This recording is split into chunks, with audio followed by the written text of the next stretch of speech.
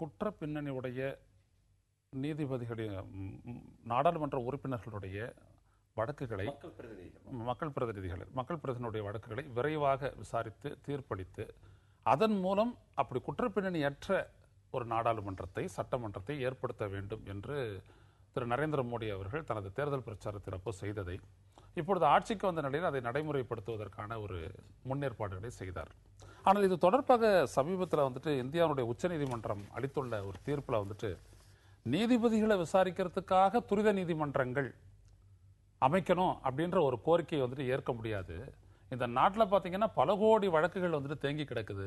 அப்படிப்பட்ட ஒரு சூழலில் வந்துட்டு நாடாளுமன்ற மக்கள் பிரதிநிதிகள் மீதான இந்த மாதிரி குற்றச்சாட்டுகள் வழக்குகளை பற்றி மட்டுமே விசாரிக்க தனி நீதிமன்றம் அமைப்பது வந்துட்டு சரியானதாக இருக்காது. நீதி என்பது விரைவாக மக்களுக்கு கிடைக்க வேண்டும் என்பதுதான் வந்துட்டு நீதிமன்றத்தினுடைய நோக்கம். அதற்கான ஏற்பாடுகளை செய்யுங்கன்னு சொல்லிட்டு அவங்க சொல்லியிருக்கிறாங்க. இந்த விஷயத்தில் நீங்கள் பார்த்தீங்க அப்படின்னா ஒரே நேரத்தில் நாம இந்திய நாட்டினுடைய உச்சநீதிமன்ற தலைமை நீதிபதி சொன்னதும் ஒருத்தனையும் ஒரு நியாயம் இருக்கு. இந்த நாட்டினுடைய பிரதமருடைய எதிர்பார்ப்பிலும் ஒரு நியாயம் இருக்கிறது. ஏனென்றால் இந்த நாட்டினுடைய லா மேக்கர்ஸ் அப்படின்னு சொல்லுவாங்க, நாடாளுமன்ற உறுப்பினர்களையும் சட்டப்பேரவை உறுப்பினர்களையும். அப்படிப்பட்ட அந்த லா மேக்கர்ஸ் வந்துட்டு குற்றத்திற்கு அப்பாற்பட்டவராக, சீசரின் மனைவி சந்தேகத்திற்கு அப்பாற்பட்டவராக இருக்க வேண்டும் என்பதை போல சட்டத்தை உருவாக்குபவர்கள் குற்றத்திற்கு அப்பாற்பட்டவர்களாக இருக்க வேண்டும் என்கின்ற ஒரு ஜனநாயக மரபின்படி நம்மளுக்கு ஒரு எதிர்பார்ப்பு இருக்குது. அந்த அடிப்படையில் ஏன் அவங்களுக்கு வந்துட்டு இந்த மாதிரி ஒரு சிறப்பு விரைவு நீதிமன்றத்தை வச்சுட்டு நாம் வந்துட்டு வழக்குகளை வேகமாக முடிச்சு நம்ம வந்துட்டு இந்த மாதிரி குற்றப்பின்னணி இருந்தால் அவங்களை வந்துட்டு பதவி நீக்கம் செய்வதற்கான வாய்ப்பு வசதிகளை உருவாக்க வேண்டும் என்கின்ற சிந்தனையும் ஏற்படுகிறது. அதே மாதிரி இன்னும் சில இடங்களில் வந்துட்டு நம்ம சிறப்பு நீதிமன்றத்தை வந்துட்டு மாநில அரசுகள் தங்களுடைய சட்ட அதிகாரத்திற்கு உட்பட்டு அதை செய்கிறாங்க. சில ஊழல் வழக்குகள் அந்த மாதிரி செய்கிறாங்க. அப்படியெல்லாம் இருக்கு. நாங்க கூட ஒண்ணு கேட்டோம். இப்ப இந்த தர்மபுரியில் நடந்த அந்த ஒரு மிகப்பெரிய அந்த ஒரு பெரிய ஒரு கொள்ளையடித்தல் 5 மணி நேரம் நடந்துச்சு. இந்த விஷயத்தை ரெகுலர் கோர்ட்ல விசாரிக்கிறதை விட அதுக்குன்னு ஒரு தனி கோர்ட்டை வச்சு உடனடியாக விசாரிச்சு இப்படிப்பட்ட ஒரு சமூக குற்றங்கள் எதிர்காலத்தில் ஆர்கனைஸ்டு கிரைம் தான் அது கூட நடக்காது தடுக்கணும் அப்படின்னு சொல்லிட்டு நாங்க கூட வச்சோம். ஆனா அது எப்பொழுதும் போல அது யாருக்காகலையும் விடல. எனவே இந்த சிறப்பு நீதிமன்றம் என்று சொல்லக்கூடியதற்கு வந்துட்டு ஒரு அர்த்தம் இருப்பதாக நான் கருதுகிறேன்.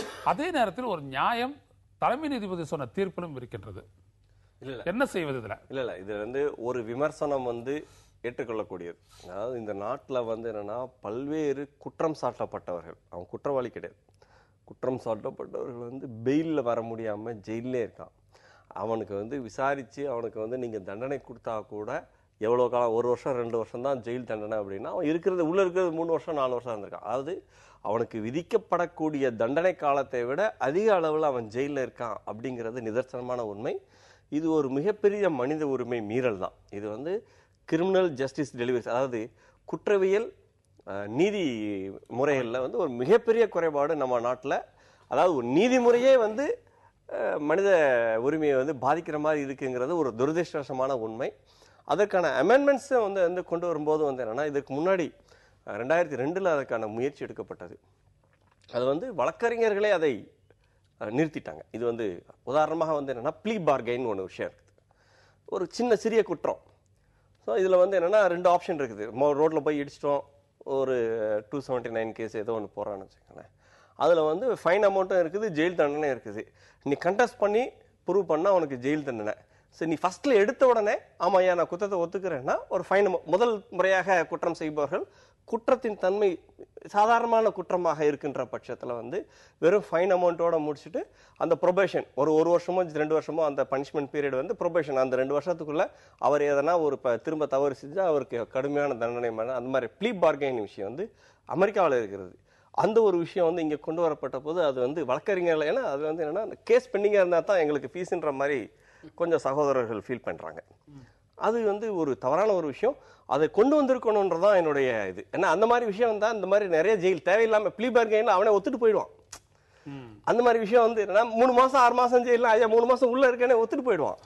தேவையில்லாம இன்னைக்கு அதுல கூடி போச்சு. அதுல நியாயம் இருக்குது. இதுல நம்ம இந்தியாவில் பெண்டிங் கேசஸ் கிடப்பில் தீர்ப்பளிக்கப்படாமல் கிடப்பில் இருக்க வழக்கு கிட்டத்தட்ட 3.5 கோடி வழக்குகள் இருக்குது. கீழமை நீதிமன்றங்கள்லேருந்து உயர்நீதிமன்றங்கள் வரைக்கும் கிட்டத்தட்ட 35 லட்சம் வழக்குகள் உயர்நீதிமன்றங்களில் மட்டுமே கிடப்பில் இருக்குது.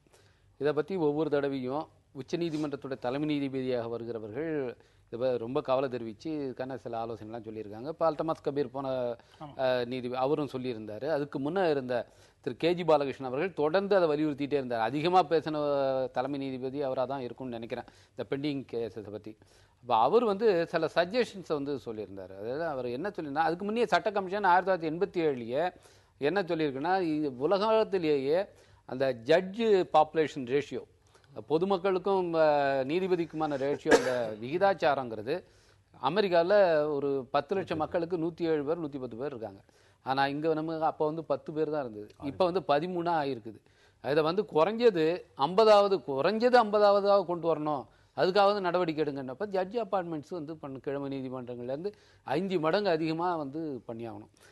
அடுத்தது பப்ளிக் ப்ராசிக்யூட்டர்ஸ், இந்த கேஸு நடக்க பெண்டிங்காக வர்றது போதுமான அளவில் பப்ளிக் ப்ராசிக்யூட்டர்ஸ் ஏபிபிஸ் போஸ்டிங்ஸ் இல்லை, அதை செஞ்சே ஆகணும். இப்பயே கிட்டத்தட்ட 3000 ஜட்ஜஸ் லோயர் கோர்ட்ஸில் வேக்கன்சி இருக்குன்றாங்க இந்தியா முழுக்க. ஸோ அதை ஃபில் பண்ணணும். இது மாதிரியான விஷயங்களை பண்ணணும். அது மட்டும் இல்லாமல் அவர் ஒரு முக்கியமான ஒரு விஷயத்தை சொல்லியிருந்தார். என்னென்னா, அப்பீல் போகிறீங்க, அதுக்கு நீங்கள் கவர்மெண்ட் சைடில் எல்லாத்துக்கும் இன்டிஸ்கிரிமினேட்டாக பண்ணிகிட்டு இருக்க வேண்டியதில்லை. அதுக்கு ஒரு கமிட்டியை போடுங்க, இதுக்கு தேவையான இதுக்கு மட்டும் அப்பீலுக்கு போங்க, அதை நீங்கள் ஃபில் பண்ணுங்கள். ரெண்டாவது, நம்ம சிஸ்டத்தில் ஆன்டிசிபேட்டரி பெயில் எடுக்கிறான். எல்லாம் இப்போ செஷன்ஸ் கோர்ட்டில் ஆன்டிசிபேட்டரி பெயில் ப்ரொவிஷனல் இருந்தாலும் எல்லாம் ஹைகோர்ட்டில் தான் வர்றாங்க. அதை ரெஸ்ட்ரிக்ட் பண்ணுங்கள். அது மாதிரி கீழே சிங்கிள் ஜட்ஜி இதுக்கு அப்பீல் போகணுன்னா அதுக்கு 2 ஜட்ஜி பெஞ்சு தான் போய் ஆகணுங்கிற ஒரு அவசியமெல்லாம் இல்லை. கேஸோட தன்மையை பொறுத்து அது ஆயுள் தண்டனையாக இருந்ததுன்னா அல்லது மரண தண்டனை விதிக்கக்கூடிய குற்றமாக இருந்ததுன்னா அதுக்கு மட்டும் வேணால் மற்ற போகலாம். ஆமாம், ரவிக்குமார் சொன்னது போல் இந்தியாவுடைய நீதிமன்றங்களை இன்றைக்கி பார்த்தீங்கன்னா ஒரு 3.5 கோடி வழக்கில் ஒரு 70% கிரிமினல் வழக்குகள்னு சொல்கிறாங்க. அப்போது இதுக்கான போதுமான கட்டமைப்புகள், இது விசாரிப்பதற்கான கட்டமைப்புகளும் இந்தியாவில் இல்லை, நீதிபதிகளும் இல்லைங்கிறது தான் இந்தியாவில் மிகப்பெரிய குறைபாடாக பார்க்குறேன்.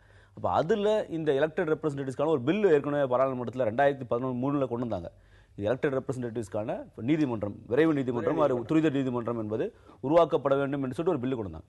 நான் என்ன பார்க்குறேன்னா, இந்தியாவில் எல்லாருக்கும் சட்டம் ஒன்று தான். அதில் சாதாரண மக்களுக்கும் சரி எலெக்டட் ரெப்ரஸன்டேட்டிவ்ஸ்க்கும் பிரித்து பார்ப்பது என்பது எல்லாருக்கும் விரைவாக நீதி தீர்ப்பு கிடைக்கணுங்கிறது தான் நம்மளுடைய இதுவாக இருக்க முடியுமே தவிர, எலெக்டட் ரெப்ரஸன்டேட்டிவ்ஸ்க்கு தனியாக ஒரு ஃபாஸ்ட் ட்ராக் கோர்ட் என்பதில் ஏற்றுக்கொள்ள முடியாது நான் பார்க்குறேன், நேரடியாக வரும் சப்ஜெக்ட்டுக்கு. அப்போ இது பிரச்சனை என்னன்னா, இன்றைக்கி ஏற்கனவே கட்டமைப்புகள் கம்மியாக இருக்குது, நீதிபதி கம்மியாக இருக்குன்னு சொல்லும்போது இதுக்காக துரித நீதிமன்றம் போட்டு மறுபடியும் இவங்களுக்கு ஒரு ப்ரிவிலேஜ் கிளாஸ் மாதிரி இவங்களை மட்டும் தனியாக விசாரிப்பது என்பது, இவர்களை மட்டும் விரைவு நீதிமன்றத்தில் தள்ளி விடுறது. மற்ற சாதாரண மக்கள் 20 வருஷம் கேஸுக்கு இருப்பான், பையன் அப்பா கேஸை போடுவான், பையன் பார்ப்பான், பேரன் கேஸை பார்த்துக்கிறான். இப்போ அப்படிதான் போயிட்டு இருக்கு இந்தியாவில் நீதிமன்றங்கள். எப்படின்னா, யார் கேஸ் போட்டாலும் அவன் தீர்ப்பை பார்க்கறதில்ல, அவன் பேரன் தான் தீர்ப்பை பார்க்குறான். அப்படி போயிட்டு இருக்கு இன்னைக்கு. அப்படி இருக்கும்போது எலெக்டட் ரெப்ரஸன்டேட்டிவ்ஸ்க்கு மட்டும் வைக்கிறது ஏற்றுக்கொள்ள முடியாது. அப்போ என்ன மாற்றம் கொண்டு வர வேண்டும் என்றால், இன்னைக்கு பேசுகின்ற கட்சிகள் எல்லாம் அவர்கள் தேர்தல், இன்னைக்கு எது கிரிமினலுங்கிறதே ஒரு பெரிய விஷயமா இருக்கு. 144ல் ஒரு பிரச்சனை வருது, ஆர்ப்பாட்டம் பண்ணுறாங்கன்னா அவரையும் கிரிமினல் கேஸில் போடுறாங்க. கிட்னாப் பண்ணுறவன், மர்டர் பண்ணுறவன், கொலை பண்ணுறவன், கொள்ளடிக்கிறவன், கால் கடத்துறவன், பாலியல் பலாத்காரம் பண்ணுறவன், இதுவும் கிரிமினல் கேஸ் தான். இப்போ என்ன பிரச்சனை இந்தியாவில், இந்த கிரிமினல் இதை பிரிக்கிறதுல இந்த கிரிமினல் கேசஸ் என்று சொல்லும்போது அது அரசியல் ரீதியான தொடரப்பட்ட வழக்கா, இல்லை இது போன்ற ஒரு தனிமனவர் அவருடைய சொந்த நலனுக்காக அவர் செய்த குற்றங்களுக்காக தொடரப்பட்ட வழக்காங்கிறது நம்ம இதில் அஃபிடவிட்டில் பிரிக்கல. இன்னைக்கு கூட அந்த ஏடிஆர் கொடுத்துட்டு இருக்க அசோசியேஷன் ஆஃப் டெமோக்ராட்டிக் ரிஃபார்ம்ஸ் கொடுத்துருக்க விஷயங்கள்ல இவ்வளவு பேர் கிரிமினல் பின்னணி கொண்டவர்கள், 183 எம்பிக்கள் கிரிமினல் பின்னணி கொண்டவர்கள். ரொம்ப வேதனையான விஷயம். முன்னாடி 64 இப்போ 183 ஆச்சு. இன்னும் இதை பிரித்து கொடுக்கணும். பிரித்து கொடுத்து இது யாரெல்லாம் அரசியல் வழக்காக போடப்படுறாங்க, ஒரு ஆர்ப்பாட்டம் பண்ணுறோம், ஒரு போராட்டம் பண்ணுறோம், திடீர்னு ஒருத்தர் கல்லடிக்கிறான், ஒரு பிரச்சனை ஆகிடுது, ஒன்று அது வழக்கில் போட்டுறான் நம்மள, அதுவும் கிரிமினல் பின்னணி தான். ஆனால் சொந்த நலனுக்காக இவன் ஆள் கடத்துறது, இந்த மாதிரி வேலைகளை பண்ணுறான், அதுவும் கிரிமினல் கேஸில் இருக்குது.